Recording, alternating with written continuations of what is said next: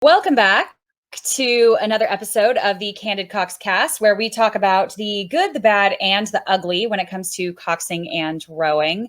And again, just because you, again, have been picked out, cropped out of photos, hit logs, run into things, steered terribly, don't think you're special because you're certainly not alone. So I'm really, really excited about our guest today. I think this is a really special one, a really unique one. A perspective that we actually don't get to hear very much as rowers and coxswains. So I first and foremost want to introduce a very good longtime friend and official extraordinaire, as we could call you, Richard Lund. I know you've been around the rowing community for a very, very long time, and I'm so excited to hear kind of what you have to say as a rower and an official that is moving through the ranks with U.S. rowing, with visa, with anything and everything. We'll get into it. So first of all, Rose, if you don't mind telling us a little bit about who you are and kind of where you started rowing, and we'll go from there because I'm excited to really dive into this. Well, thanks for having me, Whitney. This is definitely a unique opportunity for me. So thanks for giving me the shot. So I started rowing in college after graduating 2004. I had just moved back from North Carolina, and then I didn't know exactly what I wanted to do. And then my dad kind of had the bright idea of, why don't you try for the rowing team? And at the time, I was going for Orange Coast College. And I rowed for Orange Coast College for 3 years, going on as a complete walk-on. I literally came with zero, athleticism or anything like that. I was a golfer in high school, and then I went from golfing to rowing, which is probably the most extreme transition of sports in the known universe, as far as I'm concerned. Maybe bowling is one less, I don't know. But so I was a rower at Orange Coast College for 3 years, had some moderate success while I was there, and was able to take that and transfer to UC San Diego, where I rowed for 2 years until I graduated in 2009. After that, kind of took a little break from the rowing world because I wasn't exactly sure how to stay involved with it at the time. I, wasn't necessarily close to any, master's programs or anything like that. And I never saw myself as a coach or anything like that. I just didn't think I had I guess I just didn't have the personality for coaching or anything like that. It just didn't appeal to me. And then all of a sudden I kind of stumbled upon the world of actually becoming a rowing official. So I reached out to U.S. Rowing and got on board with that. And I've been a U.S. Rowing official now for the past 8 years. That's really cool. And I think the cool thing about that is you just don't hear about that many people that do that or get to do that. And I firmly believe that half the reason for that is that people don't know how.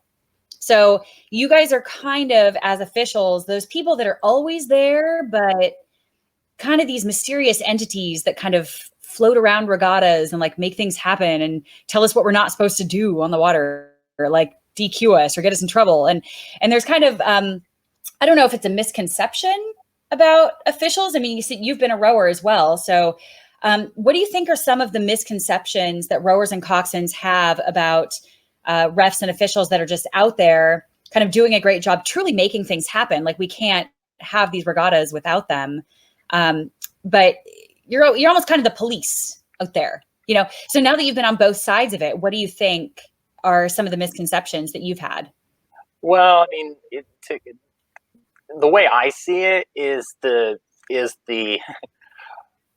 you look at the handbook, it says that U.S. rowing referees are there to ensure the safety and fairness, and the order of those two words is not accidental or haphazard or anything like that. It's safety of the athletes first, and then to ensure that the competition is completely fair.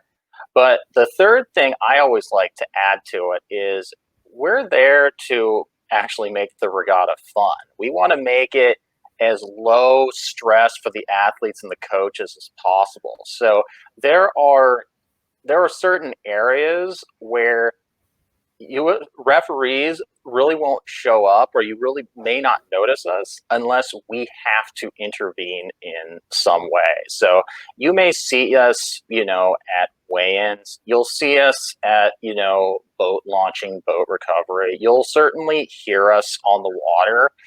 But if everything's going to plan and everybody knows what they're doing out in the water, there's actually very minimal intervention that we have to do. So that's one of the things that we as referees, we do like to blend into the landscape a little bit and only appear if absolutely necessary. So in a way, you guys, sorry to interrupt, you're kind of like coxswains. It's like you're not necessarily noticed until you do something wrong, or you have to say something. I mean, yeah, that's a way to put it. Yeah, because yeah, exactly. It's like making sure that you don't veer off course or anything like that. Making sure that you're lined up in the starting blocks properly. Making sure that you're aligned, and because one of the unique things about, if you look at how a U.S. rowing referee acts compared to referees in other sports, is if you look at referees in other sports like basketball, football, etc. Play takes place, then there is a foul, and the penalty is assessed afterwards. With rowing, we are actually in a position, and the rules actually allow us to actually intervene to prevent a foul from happening. So this is where, if we, have to direct you away from, if you look like you're about to sideswipe another crew, that's when you'll typically hear us and tell you to correct course accordingly, because we don't want to see, because that's dangerous for the athletes too, because taking an oar to the body or the face is never good, and it doesn't exactly make our lives very much easier either. Oh, it hurts. Yeah, sure. It hurts. I've been hit before in head races, and it hurts really bad. Yeah, but full speed, hit with the back of an oar coming up to the catch, doesn't feel good. Yeah, I've seen it happen. I've, on more than one occasion, had to actually had to take an athlete out of a boat mid race because they were no longer in shape where they could row the boat back, and they needed to get immediate medical attention on shore. So that's that goes back to the whole safety aspect. It's just we tell coxswain, if we have to, we may intervene with a coxswain in order to maintain the safety and the fairness of the race. Absolutely. And so I have a question about that too. When you guys host meetings, so usually before a race, there's a coxswain meeting, and people don't necessarily coach coxswains. Most coaches don't coach coxswains. We're expected to have this learning curve that's much sharper than a rower, and then also guide rowers and lead rowers, and then know what goes on in a warm up, in a race, know the rules. Like, there's a lot to do. And without being able to count on most coaches teaching coxswains all of these rules, because frankly, a lot of them probably don't know a lot of these rules. Do you find that you guys feel in any way responsible for helping coxswains understand the rules of the race before they go out there, and like you're almost educating them to have a safe race to go out there, if that makes sense? We absolutely do feel that, because you just pointed it out right there. There are at least in my experience, there are very few coaches that actually teach the rules, and it's kind of funny, the only coaches that I know that do it are actually referees themselves. So yeah. But what we typically do is, as we're starting the beginning of any regatta season, we like to actually take a little, at least myself, I like to take a little bit more time in my regatta meeting, in my coaches and coxswains meeting, in order to kind of give a call it a coxing 101 course or something like that, when it comes to how the traffic pattern works, making sure that the coxswains know how to approach the starting line. Do they know how to one of the big things that we notice that a lot of coxswains don't understand how to do is sculling their bow around, because otherwise they'll just either have their bow seat or their two seat take a stroke, and that will just take the boat right out of the start blocks. And then I want to get into all of that. I have a couple yeah. questions about that for sure. So, Yeah, thanks so for we bringing that up. we do ultimately toward the beginning of any season know that we're probably dealing with coxswains that this is their very first race, and we want to make sure that we're making it as easy for them as possible.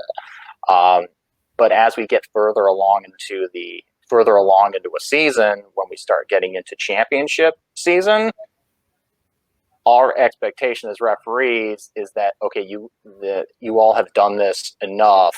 We shouldn't have to spend a lot of time in the coaches and coxswains meeting, telling you what to do and telling you that kind of stuff.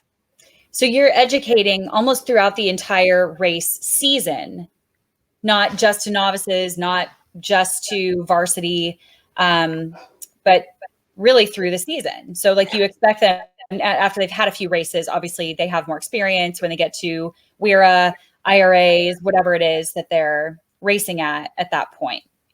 Absolutely. I mean, Okay. we understand that, okay, you may be racing for 4 months out of the year, and then you have summer, and then you get into your fall racing season, and then when you get to your sprint racing season, almost 8-9 months later, a lot of that stuff may have slipped out. So we just want so we don't mind refreshing coxswains on what they need to do on race day. Okay. Perfect. So I want to dive right into this because I think this kind of stuff, like having you guys as a resource, like I know I personally have used you as a resource, and even after doing this sport for so long, every once in a while I'm still like, wait, can you clarify? Like, is it this amount of meters? Is it like, how would you sort of assess this for a DQ or a penalty? And it's so important for coxswains to know that kind of stuff because it can even change your strategy in a race. And, depending on who you're racing. And I don't think a lot of coxswains take that into account, or just don't have the experience to yet, or just don't know what they don't know. Besides disasters like that, what do you see at these races where some coxswains just make really common mistakes? Like, what are some really, really common mistakes as they're coming up to the line and maybe through the first 100 meters or the start? So not through the finish line and stuff, but the warm up to the first 100 meters of the start. Some of the biggest mistakes you see, and what should a coxswain be doing? Well, it's actually one of the things that I alluded to earlier. The big thing that I notice that happens over and over again is when coxswains are trying to get their points, they're having their bow pair row instead of sculling the bow around, which makes it harder for the referee to align, and then that also has the consequence of pulling the boat off of the start blocks. Another thing that I kind of notice is coxswains not really taking, and again, this is again going back to your earlier comment of being easier said than done. The coxswains don't take the weather into effect, especially when it comes to wind. One of the tricky things is trying to line up the boats and send them off when they've got when there's a crosswind. So making sure that you're sculling your bow a little further into the wind than you normally would. Like you almost want to overcorrect, and then as the referee begins their starting cadence, as soon as they get close to the end, that's when you stop sculling, and hopefully by the time they say attention go, you're pointed straight down the course because the wind has blown you back into alignment with the race course. Now, one of the dangers of that, of course, is you may get overblown and blown further, so you're pointing into an adjacent lane. If that occurs, don't start and try and steer yourself back in, because especially with 4s and 8s, that will not happen. One of the things that you have to as a coxswain is you're ultimately responsible for the safety of the boat and the people in the boat. So if you feel that for some reason the conditions do not make it safe for you to start, don't start. Call I the think referee over. Yeah, call the that is referee over hard and discuss it. for coxswains to do. Absolutely. Yeah. Because a lot of coxswains, I don't think, know that you don't have to start. Absolutely. Yeah. Again, this goes back to the education of it. So what I'm hearing you say there is, first of all, anticipate, which is something that coxswains do have to do, which takes time to learn. Novice coxswains are typically not very good at this because they're paying attention to so many other things. And we do have a lot to do, but anticipation is so, so crucial in coxing. But a lot of people don't know that you don't have to actually start the race if you do not feel the conditions are safe to do that. And it kind of takes guts to not start a race. You don't want to be the one that doesn't do it. But if it's not safe, then obviously you don't want to start. And I think that's really, really good to know. Like that's a crystal clear, like in the rule book kind of rule. Coxswains can follow that. Like, do not start if it's not safe. Mm-hmm. Okay. Absolutely. Yeah. Okay. And so what do you see with breakage? Now, we get a lot of questions about breakage as well. So first 100 meters, there's a lot that goes on. Maybe they are steering. Maybe someone comes off their seat. Maybe a wheel breaks. All kinds of stuff happens. So can you walk me through a couple little scenarios with the first 100 meters and what a coxswain should or shouldn't do if something happens? So what a coxswain should or shouldn't do in breakage is pretty much in the same, regardless of whether it's true breakage or not. So the rules of racing do actually clearly define what is breakage and what is not. So actually equipment breakage, like your foot stretcher breaking or your rigger somehow failing, that is considered breakage. But something along the lines of your oarsmen, coming off their seat, or the oarlock pops open, that's not necessarily considered breakage. However, with the rules of rowing, you do have a little bit of recourse because it takes 2 warnings to be excluded from a race. And if you are sitting on the start line and you experience something that would not be considered breakage, you would just be assessed a warning as the other boats are being lined up. But you're still in the running. It doesn't preclude you from racing unless you do something like you experience a similar situation or you false start or something along those lines. So essentially, just before you go on, because I think this is so important. So if you start a race and let's say an oarlock pops out, so it's not or pops open, so it's not necessarily true breakage. But if you stopped, let's say stop rowing, you would only be assessed a warning there. The race would restart. So you're not precluded from racing at that point, even though it's technically not breakage. You're not getting DQ'd from the race instantly. Correct. That's it. Okay. And there's 2 opportunities to do that. Right. So it's one of those things where you have to base it off the situation. So I've had a situation where a crew arrived late to the line. So that's your first warning. Then they experienced something that was not considered breakage. So that was their second warning, and therefore they were excluded from that race. So did they get to go down the course at all? They got to go down the course, but they were not part of the actual race itself. They couldn't race down the course. The starter would hold them at the start line until the crews were past, I believe it was like the 200, 300 meter mark, and then they were instructed to just go down the course on the paddle. Oh, wow. Oof. Yikes. Yeah. Oh, boy. And so you also get to work head of the Charles sometimes, or you at least have in the past.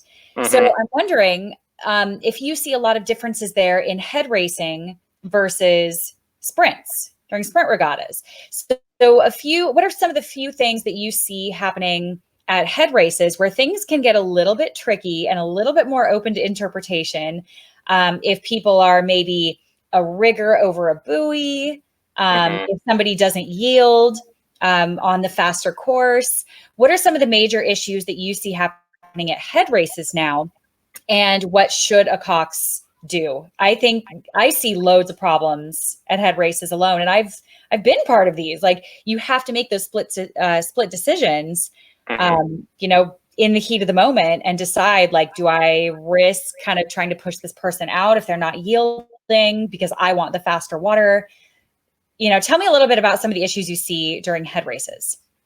Well, those are kind of the two. Those are kind of the two big ones right there. Is the going off the course, so violating the inner or the outer buoy lines. That is black and white. If your hull goes outside of those buoys, that's where a time penalty will be assessed. It gets a little bit more tricky when it comes to determining if a crew is failing to yield to a faster crew, because it is a determination that has to happen over a period of time. And with a especially with windy courses like Head of the Charles, it's very tricky because the way the and it's actually funny because Head of the Charles is kind of unique in this sense, because the way Head of the Charles is set up is you have referees they basically take the course and they divide it into sections. And there are referees that are responsible for each one of those sections. There's usually a group of, like, I've worked with groups from anywhere from 2 to 5 referees. And what happens is you can see a crew that is potentially not yield to a faster crew. But what happens is they kind of leave your purview or your section. So then what you have to do is you then have to, with Head of the Charles, it's kind of unique how they handle it, but it's a determination of potentially 2 or 3 sectors of the course as to whether the slower crew actually failed to yield or not. So you have to essentially work with groups of other officials to sort of piece together what happened. Exactly. Yeah, we actually have little forums at Head of the Charles where there's actually a block where you actually draw little pictures of what the boats are actually doing over time, so that the rules committee can actually make a determination of whether this was actually a failure to yield or not. That's really interesting. And the other thing about the Charles too is that it's so easy to hit things. When things go wrong at the Charles, they can go very wrong. And we've seen it over and over again. Boats hit bridges all the time. And so it's not just a safety issue where you're crossing oars or clashing or running up somebody's stern and hitting the stroke seats rigger even. I mean, we've seen it all there, but boats crash into bridges. So I can imagine for you guys, it gets really, really tricky when the safety is, like, exponentially heightened. Everybody's on alert, kind of watching out for those issues that, when they go wrong, they could go very wrong. Oh, absolutely. Because especially when it comes to boats that are essentially stopped in the middle of the course because they have struck a bridge or something along those lines. So now it's a race to make sure that the athletes are, first of all, make sure the athletes are okay, get them off the water, and then clear the course. Because I've seen a couple of scenarios where I've seen it on a couple of times at Head of the Charles where you almost kind of have, like, it's almost like a freeway pileup happen, because you've got a boat stopped on the other side of a turn or just past a bridge.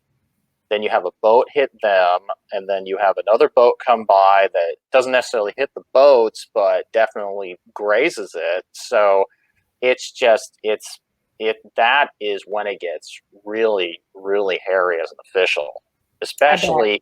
especially when you're an official and you're on land.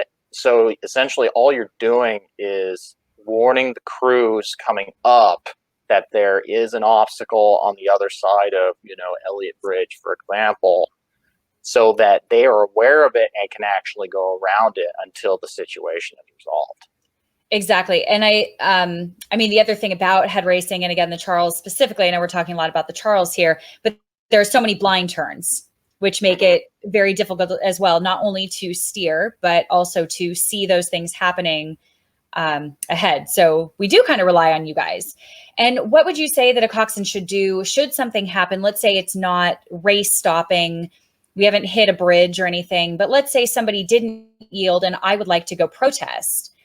What would I do? Well, it depends on how it is handled. So there's usually a an objection procedure. In this could be different from regatta to regatta. So, for example, Okay. there could be, like you write something up, or you could. Now, there is one that is standard for U.S. rowing regattas where, um, and this kind of goes back to, and it's more focused for sprint racing. But when it comes to head racing, it could be a regatta specific procedure. So that kind of procedure should be outlined in the regatta packet that you're issued prior to the regatta. Mm-hmm. Yeah, that makes sense. That makes sense. I know sometimes it's like you have to say something within 30 minutes or with an hour or something after a race. But now that you say that, I know that's true. It does vary from race to race. Are there any instances that you can think of where a coxswain, really at any level, could be an Olympic coxswain, could be a novice coxswain, sort of had a scenario like that happen and handled it very well? You're talking more like they hit, are you talking more about like if how they handled, kind of like a close call or collision or something like that? Is Yeah, that what you're talking a about? collision. Hmm. Okay. I mean, I mean, most of the coxswains that I've dealt with that have been in some degree of collision have actually handled it, relatively well. They, make sure that their oarsmen are okay. They actually make sure the people in the other boat are okay. And then the coxswains work together to separate themselves, maybe with or without the assistance of a rowing official or anything like that. However, there's been one or two coxswains I've seen that have what has happened is they will have hit another boat and give absolutely no consideration to the boat they just hit, and have actually just, I would hear F bombs flying, and they would just tell their oarsmen to just keep rowing. Like, don't worry about them, keep rowing. And that is something that just set me over the top. Not cool at all. That is the epitome of bad sportsmanship. Right. So what was the worst part of that? Was it that they didn't stop, or was it the things that they started saying and the way that they handled it? Like, how should a situation like that be handled if you hit somebody, but you're racing? I mean, it's more of a, you got to make sure that you got to make sure that the athletes are okay. I mean, the athletes are your responsibility at that point. In And both boats, right? and in both boats, absolutely. And the fact that you have a coxswain that just wants to keep rowing because they believe they still have some chance of winning, which more times than not, it's probably their chance of winning has been shot at this point. So the fact that they, threw caution to the wind and tried to just keep rowing, and like the oars of the boat that was trying to keep rowing was still striking other athletes, and it's just like, stop! You're not going. The It's a mess. regatta essentially for you is done at this point. Yeah. So the the best thing you can do is make sure that your athletes are okay, and finish the race the best of your ability. But it doesn't warrant running over another crew like that. Yeah, that's true. And so I do have a question about that too. You segued perfectly. Let's talk a little bit about swearing. Because obviously this is something that we see and hear a lot. I'm 100% guilty of swearing. Obviously, we get very fired up. We get worked up. There are certain races that maybe tend to be more strict than others. You don't swear, at Henley. That is not a Right. place where you want to go by the steward's enclosure and be heard dropping F-bombs. You just won't do it. And the stewards are very, very strict about that. Mm-hmm. But you do hear people either try to get away with it, or some coxswains think that that's what works, getting their crews fired up. And, maybe there's a time and a place. I mean, you were an athlete once too. I'm sure you had coxswains that dropped F-bombs. How do you guys handle swearing when you hear it? It depends, because it depends on the amount of swearing in my opinion. So if it's like maybe like an F-bomb like during the race, it's like, okay, well, first of all, I'm following racing, so I'm not sure who actually said it, so there's no point in putting any energy to try and find it. But it's primarily swearing after the race that is a kind of a big thing, especially, and coxswains and athletes are both, and oarsmen are both guilty of this, where after they win a race, they'll start splashing water up in the air and start saying, F yeah, we kicked their ass and stuff like that.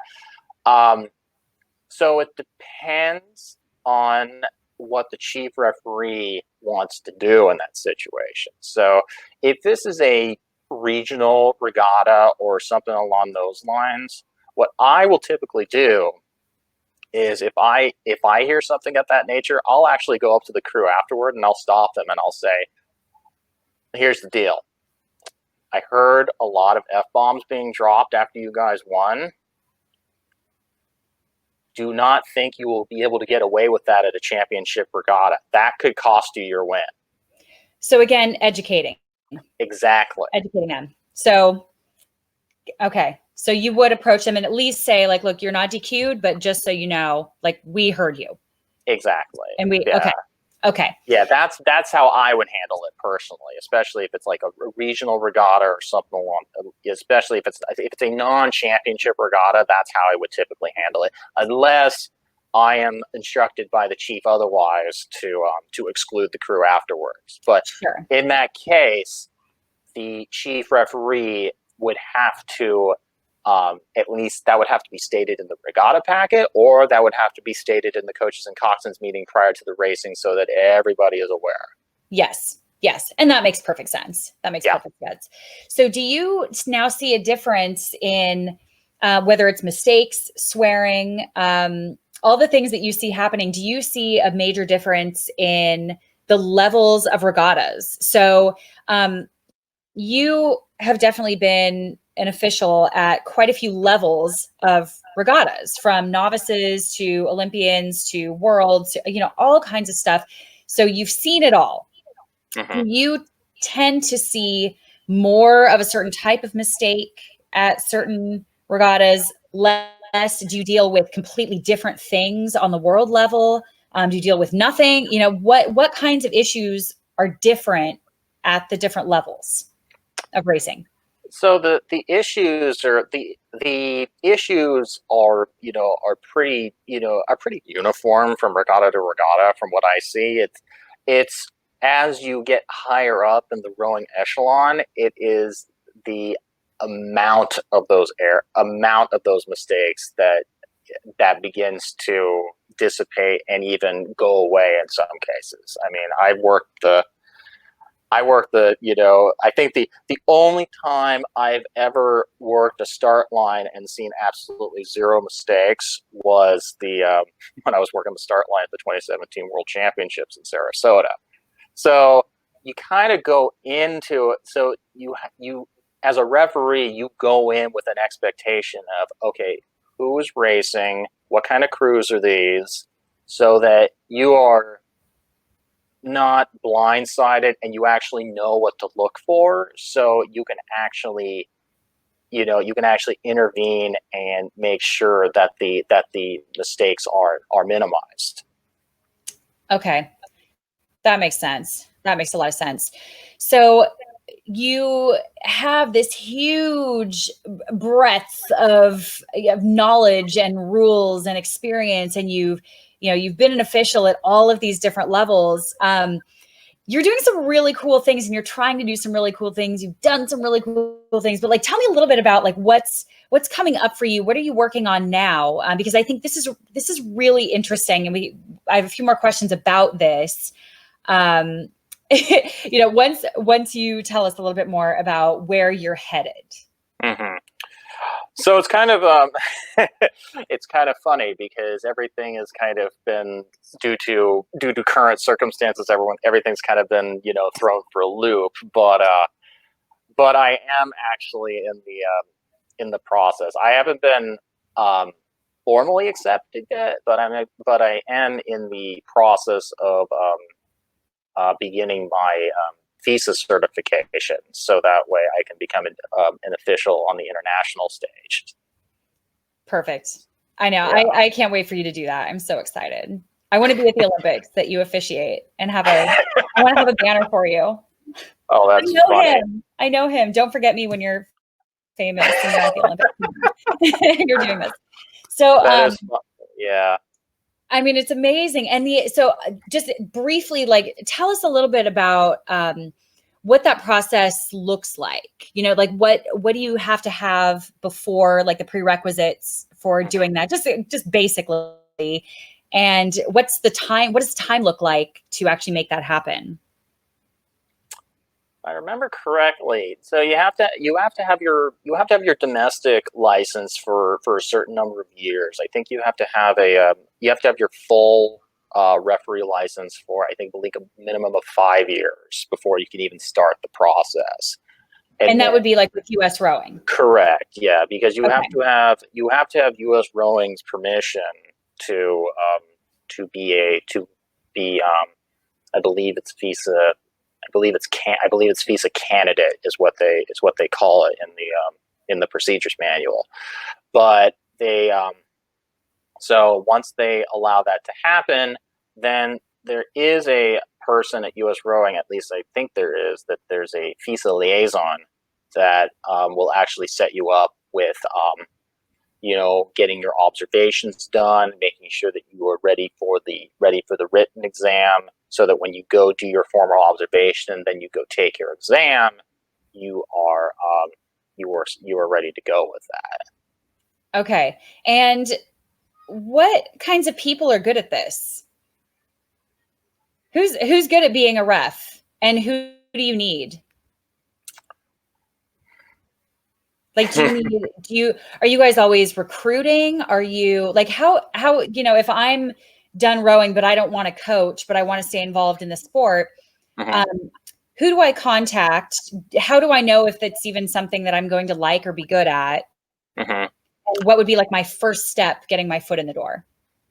Well, the easiest, so you could reach out to US Rowing directly. We actually have a director of referee programs who can then put you in touch with a regional coordinator who can then get you started on your path to candidacy, or something along those lines, where you actually do a series of observations, where you observe each of the positions a certain number of times, and then after you're done with that, you then take an exam, and if you pass the exam, then you get your assistant referee license, and then you can actually start officiating regattas, right after you receive that license. Okay, and is this kind of like joining the military, where you join and you're part of this organization, but you sort of specialize in anything, or do you become a sort of a generalized referee and there's kind of a specific path to being a chief? you end up working all positions. So you'll be marshaling, you'll be starting, you'll be aligning, you'll be a referee following a race, you'll be working the finish line, you'll be working weigh-ins, control commissions. But over time, as a but over time, as you start logging those positions, what ends up happening though is you almost by by default end up being kind of a specialist, because a good chief knows where where referees are good, and that's where they're going to put you on finals day, because they want their best people in the best position for their A finals, for the medal rounds. So there's a so you end up working all positions, but you may over time end up working, some positions more than others, Okay. because because based off the regattas that you've worked in the past, they'll notice that you have a lot of experience in positions in control commission and weigh-ins, but you may not have a lot of positions at a lot of experience like following races. So what they may do is, like, for like on a weekend, like regatta that takes the full weekend, chief might have you following some of the heat races on Saturday, but they're going to put you in the stronger position on Sunday.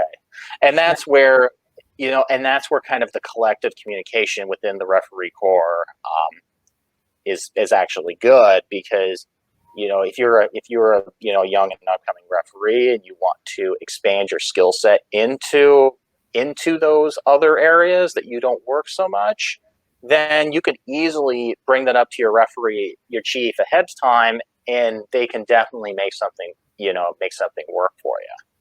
Okay. Okay. And so what types of people tend to be good at this? Because clearly it sounds like it's kind of fun. You get to be part of this group. You get to travel. I mean, who doesn't love to go travel to all the, like, oh no, I have to travel to go to a regatta. Who doesn't want to do that? But it is a decent amount of work, and you have to know a lot of the rules, and the people that are good at it are very good at it. And what kinds of people do you try to bring into that core?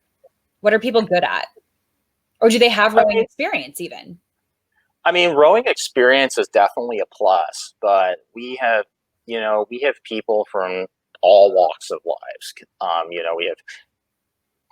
We have people who are parents of ex rowers that just that wanted to stay involved. I've heard many stories of referees end up recruiting their launch drivers to eventually become referees.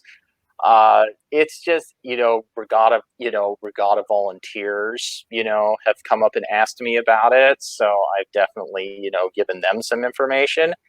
But I mean, it's just you just have to work. I mean, especially if you're a rower, you already work well in a team environment, and that's something that really that's something that we really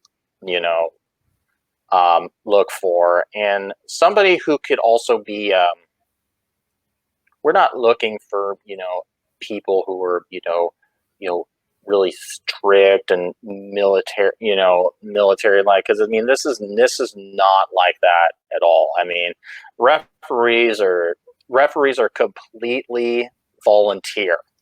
We do this for the love of the sport. So as long as you have the passion for rowing and you work well in a team environment, step right up. We'd love to have you. That is so cool. I mean, that's such a good way to end. And you guys have a good time. I have seen you guys out there rowing in quads. I have seen you in the beer garden. I have seen, like, don't think that just because you wear a uniform, you don't have a good time, because I have seen it. It is, you guys know how to have a good time. It's great. So, well, we're not wearing our uniform in the beer garden. oh no, just after post. You're exactly. Long off duty. Yeah. Right, exactly. Long off duty. Oh yeah. But it's my point is that it's a good group of people. Like, you like hanging out together, and it's cool to see that. And it's a lot of fun. It's definitely kind of a family thing, because you develop kind of your own niche. one of my mentors calls it your tribe. And, it's just a group of referees that you end up working together, whether it be in any of your local regattas, or you end up meeting great people, because if you work any of the national events, you're working with referees all over the country. So you get to meet some amazing people from all walks of life, and get to hit them up, especially if you're traveling for stuff other than regattas. You can always hit them up and say, hey, I'm in town for the week, let's go get dinner or something. And it's definitely awesome having those connections, both domestically and also internationally as well. It's a good network. Absolutely. Really good network. Yes. Yeah, really good people. Yeah. So before we wrap up, I have one question that was written in actually by somebody you may know named Cormac O'Connell. Oh, geez. Cormac is our friend, former coxswain for Rowing Ireland and University College Cork in Cork, Ireland. And he actually had a question for you. And I actually want to know the answer too. What do you think, as a trained, experienced official, having to deal with parents who are volunteers that are not trained, who are also helping run regattas? Do you run into issues where parents try to enforce rules when they don't know them? What is that like, dealing with people who actually don't know the rules that you're running a race with? Yes, I have actually come across. Instances only honestly on a handful of occasions where I've had parents or volunteers try and play referee when they're not supposed to be doing that. And the easiest fix that I have that has worked with me when it comes to that is,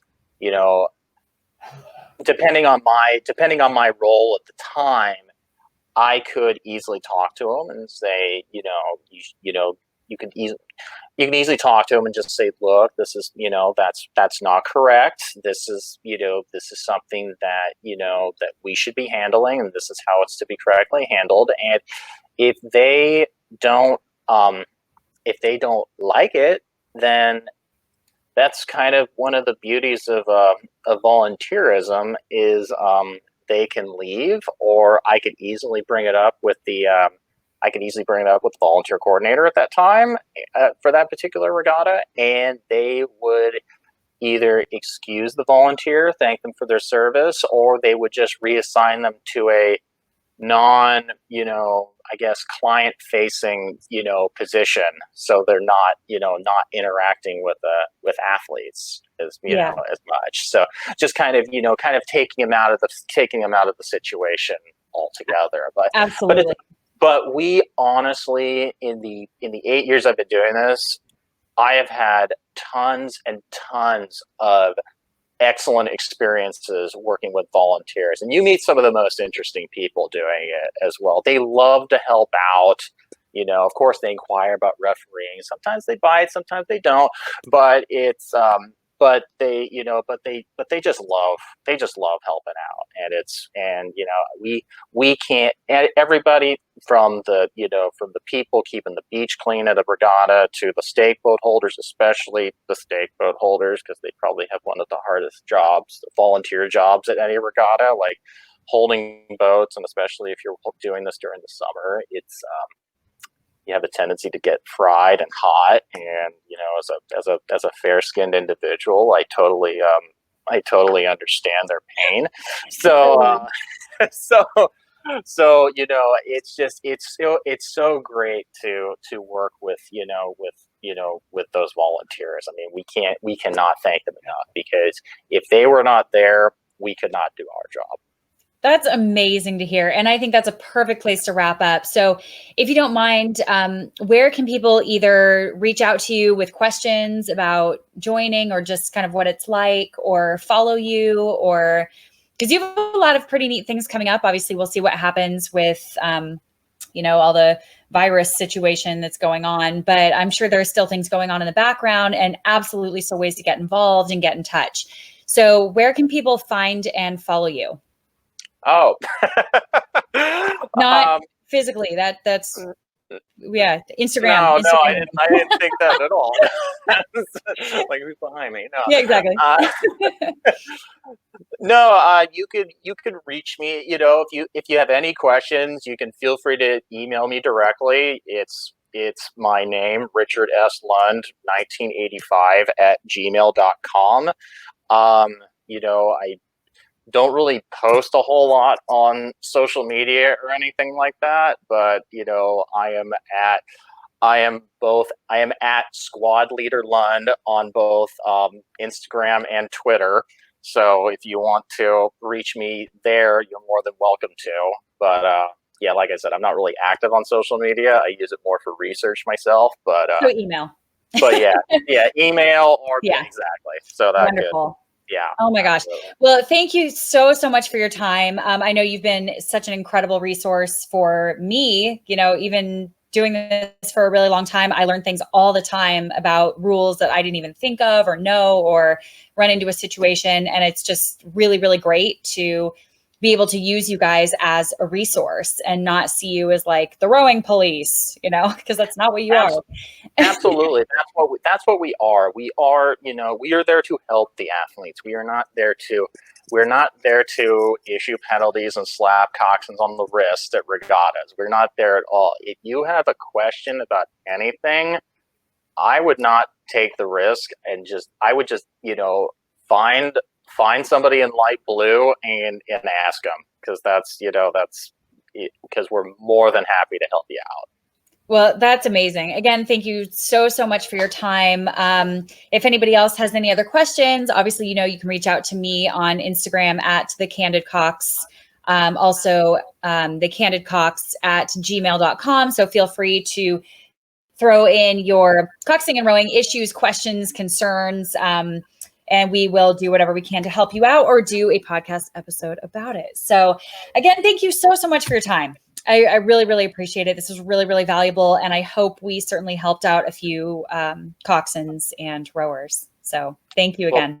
thank you very much. I had a great time doing this, and yeah, like you said, I'm hoping I helped out a few along the way, and hope to help out many more.